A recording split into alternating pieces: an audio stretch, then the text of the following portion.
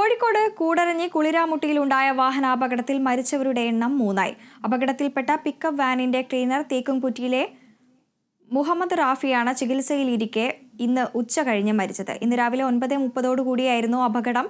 ഈ സമയം കടയിലുണ്ടായിരുന്ന കുളിരാമുട്ടിയിലെ 62-കാരനായ സുന്ദരൻ പുളിക്കുന്നത്ത്, ജോൺ കമുങ്ങുംതോട്ടിൽ എന്നിവർ അപകടത്തിൽ തൽക്ഷണം മരിച്ചിരുന്നു. ഇറക്കത്തിൽ നിയന്ത്രണം വിട്ട പിക്കപ്പ് വാൻ കടയിലേക്ക് ഇടിച്ചു കയറിയാണ് അപകടമുണ്ടായത്. വാഹനത്തിന്റെ ഡ്രൈവർ തേക്കുംകുറ്റിയിലെ ഷിഹാബുദ്ദീൻ, കടയുടമ ജോമോൻ എന്നിവർ ഇപ്പോഴും മുക്കത്തെ സ്വകാര്യ മെഡിക്കൽ കോളേജ് ആശുപത്രിയിൽ ചികിത്സയിലാണ്. അപകടത്തിൽ കട പൂർണ്ണമായും തകർന്നിരുന്നു.